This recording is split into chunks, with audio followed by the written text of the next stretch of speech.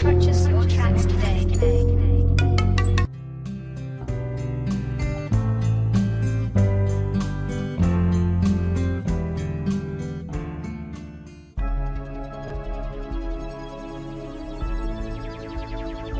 ભાગ 4 ભરતી.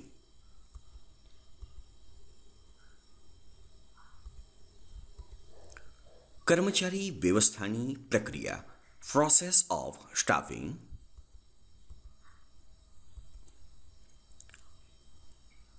First, estimate man power requirement. અંદાજિત કેટલા કર્મચારીઓની જરૂરિયાત છે તેનો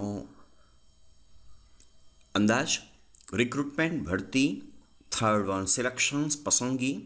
ફોર્થ વન પ્લેસમેન્ટ્સ એન્ડ ઓરિએન્ટેશન્સ અને પદભાર અને કાર્ય સોંપવાની વાત છે. Fifth one trainings and development, તાલીમ અને વિકાસ. નંબર 6 પરફોર્મન્સ એફિયરન્સ, તેનું પરફોર્મન્સ એટલે જે કામ કરે છે એમાં સુધારો કેવી રીતે કરવો કરી શકાય તેની વાત છે. 7 પ્રમોશન્સ એન્ડ કેરિયર પ્લાનિંગ્સ, એની બઢતી પ્રમોશન્સ એનું પદોન્નતિ અને એના કારકિર્દી નિર્માણના આયોજનની વાત છે. 8 વન કોમ્પન્સેશન્સ, એના જે ભથ્થા અન્ય વળતર છે મળવાપત્ર એની વાત છે. આ બધા HRMના ભાગ છે, બરાબર. હ્યુમન રિસોર્સમાં સ્ટાફિંગ, એમાં રિક્રુટમેન્ટ એન્ડ સિલેક્શનનો ભાગ છે જે આપણે આ લર્ન કરવાનો છે. ટ્રેનિંગ્સ એન્ડ ડેવલપમેન્ટની વાત છે અને પરફોર્મન્સ એન્ડ કોમ્પિટિશન્સની વાત છે. તો પહેલામાં પહેલો પ્રશ્ન એ ઉદ્ભવવો જોઈએ કે ધંધાકીય એકમમાં ભરતી રિક્રુટમેન્ટ શા માટે કરવામાં આવે છે. તો ભરતીના અલગ અલગ કારણો છે, પણ મુખ્ય કારણોમાં કે જ્યારે નવા એકમની સ્થાપના થાય, સ્થાપના પૂર્વનો જે વિચારનો તબક્કો છે, ત્યાર પછી તમે ધંધો નોંધણી કરાવો છો, શરૂ કરવાની છે, પ્રાયોરી બેઝિક બેઝ તમે તૈયાર કરો છો, ત્યારથી તમારે વધતી ઓછા પ્રમાણમાં કર્મચારીઓની જરૂર પડશે. એકમના વિકાસ વિસ્તરણ સાથે જેમ જેમ તમે નવી શાખા, નવી પ્રોડક્ટ લોન્ચ કરો છો, નવું માર્કેટમાં તમે જાઓ છો, ત્યારે પણ તમારે અલગ અલગ પ્રકારના કર્મચારીઓની જરૂર પડશે. જ્યારે વર્તમાન સમયનો કોઈ કર્મચારી કોઈ પણ કારણસર રાજીનામું આપે તો જે પદ ખાલી પડ્યું, કોઈ કર્મચારીનું મૃત્યુ થયું કે ઉંમરને કારણે વય નિવૃત્તિ લે છે, તો આવા સમયે જે જગ્યા ખાલી પડે છે ત્યારે પણ તમે એ અરિત જગ્યા ભરવા માટે પણ નવા કર્મચારીની ભરતી કરતા હો છો.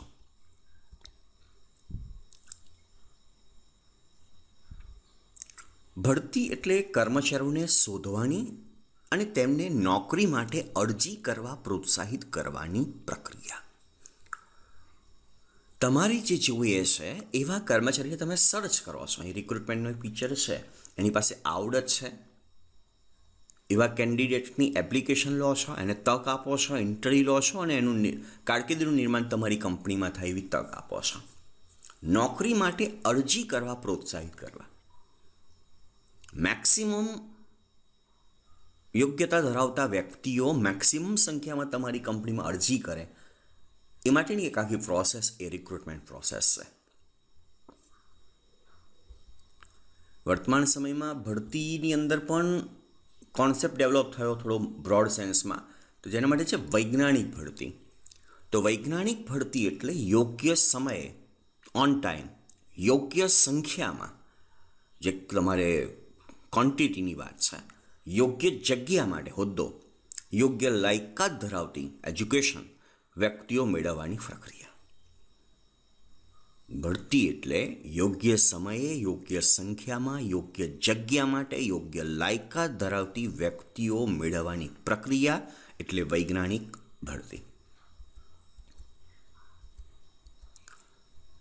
ભરતી માટેના પ્રાપ્તિ સ્થાનો છે, અલગ અલગ જગ્યાએથી એ મળે છે. તેમાં પહેલું છે આંતરિક પ્રાપ્તિ સ્થાનો, ઇન્ટરનલ સોર્સિસ, જે કંપનીની અંદર જ છે. એમાં જે જૂનો કર્મચારી છે એને બઢતી આપીને, બદલી કરીને, ટ્રાન્સફર. વર્તમાન સમયના કર્મચારીઓના મિત્રો કે સગા સંબંધીઓને તક આપીને, અગાઉથી છૂટા કરાયેલા કર્મચારીઓને પાછા બોલાવીને, કર્મચારીઓને બઢતી સાથે બદલી આપીને, અથવા તો વેટિંગ લિસ્ટ પ્રતીક્ષા યાદીમાંથી આંતરિક રીતે કર્મચારીઓની ભરતી કરી શકાય છે.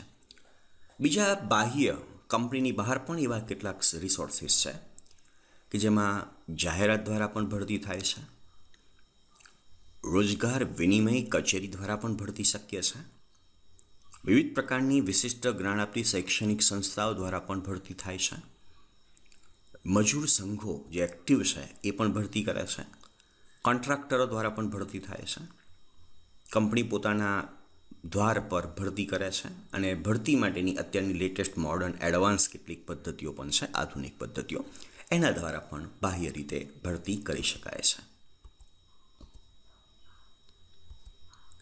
આ એના રિસોર્સિસ છે. Internal and external transfer job postings refer former employment applications direct indirect and third party. Okay, આંતરિક પ્રાપ્તિ સ્થાનો ઇન્ટરનલ સોર્સિસ. એકમની અંદરના કર્મચારીઓને પ્રાધાન્ય આપવામાં આવે છે. આમાં તમે એ કર્મચારીથી વાકેફ છો એઝ અ મેનેજમેન્ટ તરીકે, એના કામથી, એના પરફોર્મન્સથી, અને કંપનીનો કર્મચારી પણ કંપનીનું જે આંતરિક વાતાવરણ છે, આંતરિક ફિલોસોફી છે, એનાથી બખૂબી વાકેફ છે. એટલે બંને પક્ષે જાણકારી છે.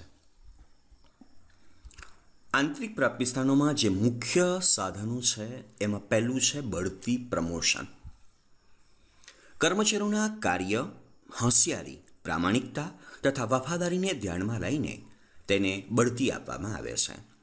જે કર્મચારીને પ્રમોશન આપવામાં આવે છે તેનો પગાર, હોદ્દો, સત્તા અને જવાબદારીમાં વધારો થાય છે, જેને કારણે કર્મચારીના કાર્ય જુસ્સામાં અને વફાદારીમાં વધારો થાય છે. વર્ષોથી કંપનીમાં કામ કરતો હોય અને એ જે લેવલે સ્તરે કામ કરતો હોય તેના કરતાં ઉપલો હોદ્દો ખાલી પડે છે, તો એવા સમયે એ વ્યક્તિને એ ઉચ્ચ હોદ્દા પર જવાબદારી સોંપાય છે. એની લોયાલિટી, જે વર્ષોથી કામ કર્યું છે એનું વળતર અપાય છે અને એને લઈને પણ કર્મચારી કંઈક અંશે વધારે મોટિવ થાય છે.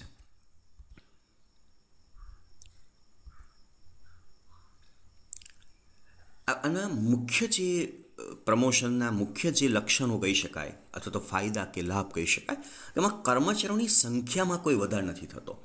તમે બહારથી કોઈ નવાને રિક્રુટ નથી કરતા. જે ઇન્ટરનલ અંદર જ જે સારો વ્યક્તિ છે એવા જ વ્યક્તિને તમે પ્રમોટ કરો છો, પ્રમોશન આપો છો. એટલે વેતનની બાબતમાં કોઈ નોંધપાત્ર બર્ડન કંપનીને નથી. રૈખિક રીતે હોદ્દામાં વધારો, જે નીચલી સપાટી છે એનાથી તરતનો ઉપલા હોદ્દા માટે એને પ્રમોટ થાય છે. એવું નથી કે તળ સપાટીનો કર્મચારી હોય સીધો ઉચ્ચ સપાટી લઈ જાય, નહીં. એનું એક ચેનલ હોય છે કે તળ સપાટીથી મધ્ય સપાટી, મધ્ય સપાટીથી ઉચ્ચ સપાટી. આપણે એજ્યુકેશન લેવલે હોય છે જે પ્યુન તરીકે જેવા સેવા બજાવતો હોય, પટાવડા તરીકે. નોકરી દરમિયાન એનું કામકાજ સારું છે, વિશ્વસનીય છે, ખાતાકીય જે પરીક્ષાઓ હોય બોર્ડની કે જે પણ લેવલ પ્રમાણે 12મું પાસ કે મિનિમમ એ પાસ કરે છે, તો ભવિષ્યમાં એ ક્લાર્કની પોસ્ટ માટે લાયક ઠરે છે. પટાવાળામાંથી એક ક્લાર્ક બની શકે છે, પણ એવું નથી કે પટાવાળામાંથી ડાયરેક્ટ પ્રિન્સિપાલ બની શકે, નહીં. એની મર્યાદાઓ છે, પણ એક રૈખિક કે નીચ સપાટીથી ઉચલી સપાટી તરફ, તરતની ઉચલી સપાટી તરફ જશે. અને આ કરવાથી મોટિવેશનમાં વધારો થાય છે કે અત્યાર સુધી તમને જે બોસ, જે લેવલે જે વ્યક્તિ બેઠો છે બોસ તરીકે, તમને ઓર્ડર આપતો હતો, હવે એ જગ્યા પર તમે બેસો છો અને તમે હવે ઓર્ડર આપવાનો છો. એક ઇમેજિન કરો, બહુ આંતરિક રીતે તમે ડેવલપ થઈ શકે છે, મોટિવેશન બને છે. બીજું છે બદલી, ટ્રાન્સફર. એકમના એક વિભાગના કર્મચારીઓની અછત અન્ય વિભાગના વધારાના કર્મચારીઓથી સરભર કરવામાં આવે છે.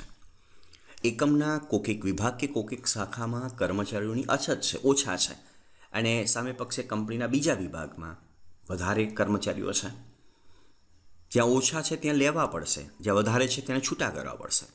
આમ ન કરવું મળે એટલા માટે તેની બદલી થાય છે કે જ્યાં વધારે છે, સરપ્લસ છે, અને જ્યાં ખૂટે છે ત્યાંથી ત્યાં બેલેન્સ કરવામાં આવે છે. It is concerned with the shifting one employee from one job to another having similar status and responsibility. આમાં કામ એક જગ્યાએથી બીજી જગ્યાએ થાય છે, આમાં જગ્યા ફેરફાર થાય છે. જગ્યાની હેરફેર થાય છે.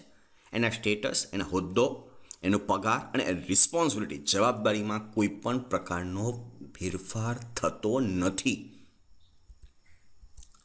બદલીના પણ કેટલાક મહત્ત્વના લક્ષણો જે ધ્યાનમાં રાખવા જોઈએ. એની જગ્યા, ડ્યુટી, જવાબદારીમાં કોઈ પણ પ્રકારના ફેરફાર નથી.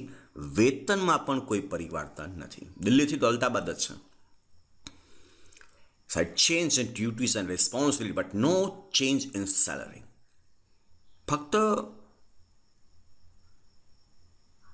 જગ્યા બદલાય, ડ્યુટીની જવાબદારીમાં કદાચ ફેરફાર થાય, પણ વેતન, મેઇન વસ્તુ આ છે ઇમ્પોર્ટન્સ, કે સેલરીમાં કોઈ પણ પ્રકારનો ચેન્જ નથી. છત અછત દૂર થાય, જ્યાં સરપ્લસ છે, ખૂટે છે, બેલેન્સ કરો છો. હોદ્દો સીધી રેખામાં હોવો જોઈએ, કે અહીં ક્લાર્ક છે ને ત્યાં પણ ક્લાર્ક છે, બરાબર. અહીં પટ્ટાવાળો છે ત્યાં પણ એ પટ્ટાવાળોની હોદ્દો ધરાવશે. જો જરૂર હોય ત્યાં તાલીમ અપાય. ઘણી બધી વાર એવું હોય કે અહીં આગળ કંઈ જુદા પ્રકારનું કામ હોય ને બીજી જગ્યાએ જુદા પ્રકારનું સિસ્ટમ હોય, તો એ પ્રકારે તાલીમ અપાય. વેતનમાં વધારો નહીં અને સંખ્યામાં કોઈ વધારો નહીં. કેમ કે નવા બહારથી તમે કોઈને નથી લાવતા, છે અંદરથી જ માત્ર એનું જગ્યા ચેન્જ થતી હોય છે. ત્રીજું છે કર્મચારીઓના મિત્રો કે સગા સંબંધીઓને તક આપીને. એકમમાં વર્તમાન સમયમાં જે કર્મચારીઓ કામ કરે છે તેમની ભલામણથી તેમના સગા સંબંધીઓ, મિત્રોને એકમમાં સહભાગી બનવાની તક આપવામાં આવે છે. સંચાલન કહે છે કે તમારા ધ્યાનમાં કોઈ હોય યોગ્ય લાયકાત ધરાવતો, તો એને તમે રિક્વાયરમેન્ટ કરો, તમે ભલામણ કરો તો આપણે રાખીશું. અને જો રખવામાં આવે છે કોઈ એક વ્યક્તિના કહેવાથી, કર્મચારીના કહેવાથી, તો જેના કહેવાથી આ કામ થાય છે એના ઉત્સાહ, એના ધગસમાં વધારો થાય છે. એ પણ એક પ્રાઉડ, એક ગર્વની લાગણી ફિલિંગ્સ કરે છે કે નહીં, કંપની મારી છે, મારી કંપનીમાં મારું જ ચાલે છે. અને એવું જોવા મળે છે કે જ્યારે આપણા કહેવાથી કોઈ વ્યક્તિને જોબ પર રખાય, આપણા કહેવાથી કોઈ કામ કરે, ડિસિઝન લે છે, તો આપણી જવાબદારી વધે છે.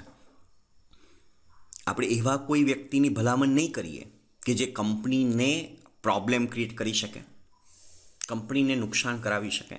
કારણ કે જો એ એક એમ કરશે, તમે જેને ભલામણ કરી છે જેની કે આ વ્યક્તિને લો, કામ કરશે, અને એ વ્યક્તિ કંપનીનું કરી નાખે, કંપનીનું જે થવાનું થાય, પણ પહેલી અસર તમારા ઉપર થશે.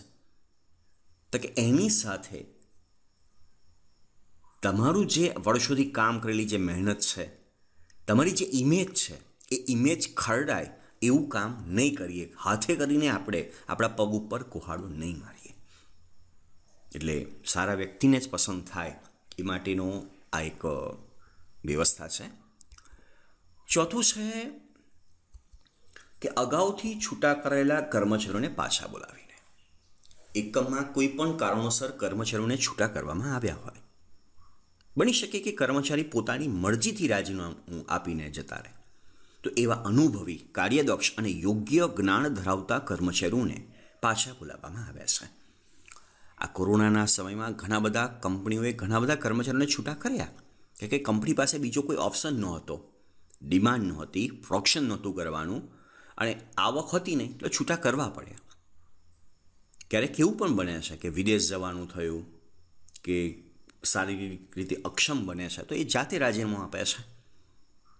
ભવિષ્યમાં જ્યારે કંપનીની જરૂરિયાત છે, એ પ્રોડક્શનના સેન્સમાં, જે બીજા કોઈ પણ સેન્સમાં, તો બીજા કોઈને, નવા વ્યક્તિઓને બોલાવવા એના કરતાં બેટર છે કે ભૂતકાળમાં જેની સાથે આપણે સંબંધ હતો, સારી રીતે કામ કરતા હતા, એવા અનુભવી, કાર્યદક્ષ અને યોગ્ય જ્ઞાન ધરાવતા કર્મચારીને પાછા બોલાવવા,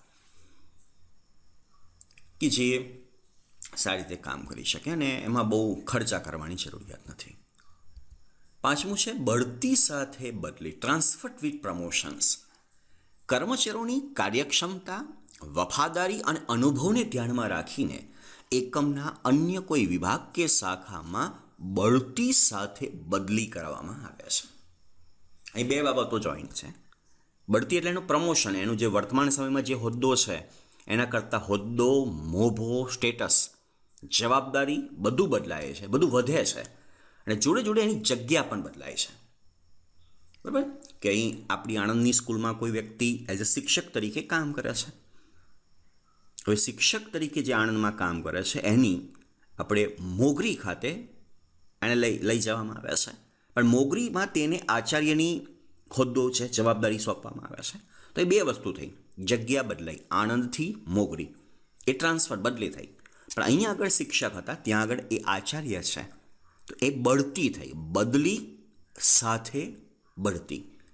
કાર્યક્ષમતા, વફાદારી અને અનુભવ ધ્યાનમાં રખાય છે. છઠ્ઠું છે પ્રતીક્ષા યાદી, વેટિંગ લિસ્ટ. ભૂતકાળમાં જ્યારે કંપનીમાં જરૂરિયાત હતી ત્યારે કંપનીએ અલગ અલગ મીડિયામાં જાહેરાતો આપી હોય. આ જાહેરાતના અનુસંધાનમાં વધારે પડતી અરજીઓ આવી હોય. અરજીઓના એનાલિસિસ કર્યા પછી યોગ્ય કર્મચારીઓને પસંદ કરવામાં આવે છે. પણ આ વધેલી અરજીઓની એક યાદી તૈયાર કરવામાં આવે છે અને જ્યારે ભવિષ્યમાં જ્યારે જરૂરિયાત ઊભી થાય ત્યારે આ યાદીમાંથી ક્રમ મુજબ બઢતી કરવામાં આવે છે. સમજવા માટે કે 2019માં 2 વ્યક્તિની જરૂરિયાત છે એઝ અ સેલ્સમેન તરીકે. પેપરમાં જાહેરાત આપી, 2 વ્યક્તિની જરૂરિયાત છે, 2 કેન્ડિડેટ્સની જરૂરિયાત છે, 200 અરજીઓ આપી. એના ગુણની ચકાસણી, અનુભવને બધાને આધારે તમે મેરિટ લિસ્ટ તૈયાર કરો છો, એક યાદી તૈયાર કરો છો. અને જે ટોપ પર આવે છે મેરિટમાં, એવા 5 જણને તમે ઇન્ટરવ્યૂમાં બોલાવો છો અને આખી સિસ્ટમમાં પસંદગીની પ્રક્રિયામાંથી એમાંથી 5માંથી 2 જણને પસંદ કરો છો. બાકીના 3ને નાપસંદ કરો છો, પણ વેઇટિંગ લિસ્ટમાં એનું નામ છે, પ્રતીક્ષા યાદીમાં નામ છે. હવે બની શકે કે 2022 વર્ષે 2021માં કોઈ એક કર્મચારી રાજીનામું આપ્યું કે નિવૃત્ત થયો, એટલે કે એક જગ્યા ખાલી પડી. તો નવેસરથી આખી પ્રોસેસ નથી કરતા, જાહેરાત આપવીને ઇન્ટરવ્યૂ લેવું બધું નથી કરતા. પણ જે 5 યા 10 જણનું જે લિસ્ટ બનાવ્યું હતું, જે ટોપ પ્રાયોરિટીમાં છે, 2 જણને પસંદ કરે, તો બાકીના જે 8 જણ છે એમાંથી જે ટોપ પર આવે છે, બોલ ત્રીજો નંબર, એને તમે બોલાવો છો ને જોબની ઓફર કરો છો. આ રીતે પણ ઓછા ખર્ચે સરળતાથી તમે વ્યક્તિ મેળવી શકો છો એક પ્રતીક્ષા યાદી દ્વારા. અને ફાયદા શું થાય છે આંતરિક રીતે તમે કર્મચારીને પસંદ કરો છો? તો પહેલું, વિશ્વાસમાં વધારો થાય છે. કર્મચારીનો વિશ્વાસ પણ વધે છે કે નહીં, કંપનીએ મારા કામની કદર કરી અને કંપનીનો પણ વિશ્વાસ છે કે આ કર્મચારી આપણી જોડે વર્ષોથી કામ કરે છે, એમાં જોવા જેવું નથી. બીજું છે વફાદારી, લોયલ્ટી, કે વર્ષોથી તમે કામ કરો છો એની કદર અહીં થાય છે. નો ડાઉટ તમને ઉચ્ચ હોદ્દો મળતો હોય છે એટલે તમે મોટિવ થાવ છો, અભિપ્રેરણા પડે છે. આ રીતે ઇન્ટરનલ કર્મચારીને મેળવવામાં કોઈ પણ પ્રકારનો ખર્ચ નથી કરવાનો, કોઈ પણ પ્રકારની જાહેરાત કે પ્રોસેસ નથી કરવાની, તમારો જ છે, તમારે લેવાનો છે. લાંબી સેવા, એ વધારે સમય સેવા આપશે, કારણ કે હવે એનું દિલ વધારે પ્રામાણિકતાથી કામ કરવા પ્રેરે છે. સારા સંબંધો, બરાબર, તમારા કામની કદર તમે પણ સામે એ પ્રમાણે વ્યવહાર કરશો. છત અને છત દૂર થાય છે કે ત્યાં વધારે કર્મચારીઓ છે, બીજી જગ્યાએ ઓછા છે, તો તમે બેલેન્સ કરો છો. અને ઓવરઓલ તાલીમની કોઈ જરૂરિયાત નથી, કારણ કે કંપનીના બધા જ કાર્યથી એ વાકેફ હોય છે, જૂનો જોગી છે, એટલે તાલીમ માટેના પણ ખર્ચા કરવા પડતા નથી. એના બેનિફિટ્સ છે, પણ કેટલાક ગેરફાયદા પણ છે. આંતરિક પ્રાપ્તિ સ્થાનોમાં મુખ્ય ગેરફાયદાઓ જોઈએ તો નવા લોકોને દાખલ કરી શકાતા નથી, જૂના જે છે એનાથી તમારે ચલાવવું પડે છે. અને ઘણી બધી વાર એ ઇન્ટરનલ રીતે તમને એક પેનિક ક્રિએટ કરે છે, મેન્ટલી ટોર્ચરિંગ થતું હોય છે. કર્મચારીઓને સુસ્ત બનાવે છે. સુસ્ત કયા સેન્સમાં કે કશું થવાનું નથી, બીજો કોઈ આવવાનો નથી, આપણે જેમાં આવવાના છે, કામ કરીશું કે નહીં કરીએ. અમુક કંપનીમાં પ્રમોશનની એવી પોલિસી હોય છે કે જેમ જેમ સર્વિસ વધારે થાય નોકરીમાં એમ એને પ્રમોશન મળતું હોય છે, ખાતાકીય સરકારીમાં ખાસ.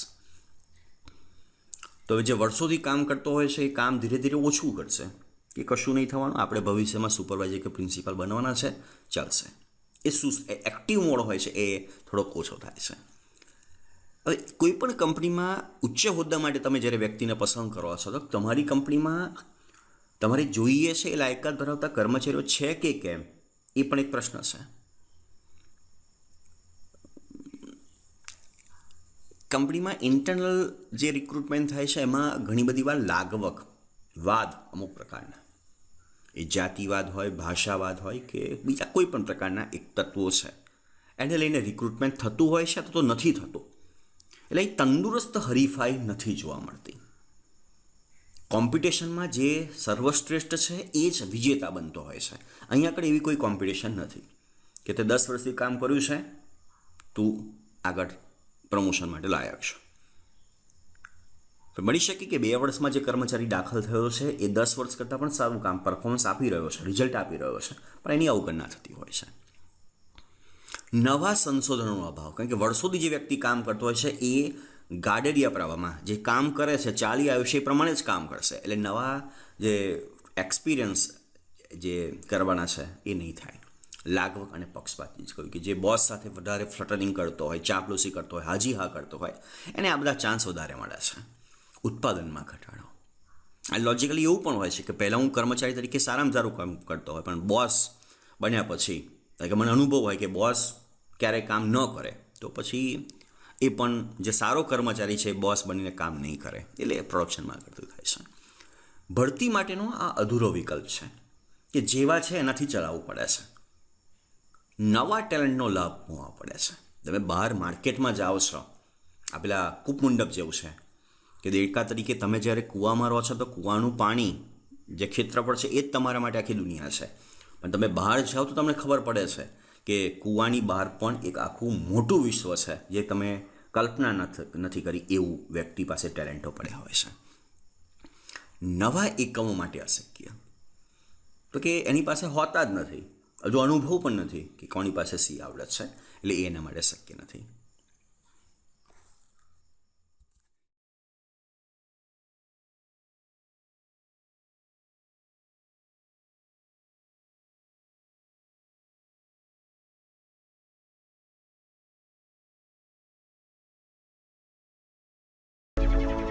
Hey there. Subscribe to my channel and also press this bell icon so you can get latest video notifications. And this is absolutely free.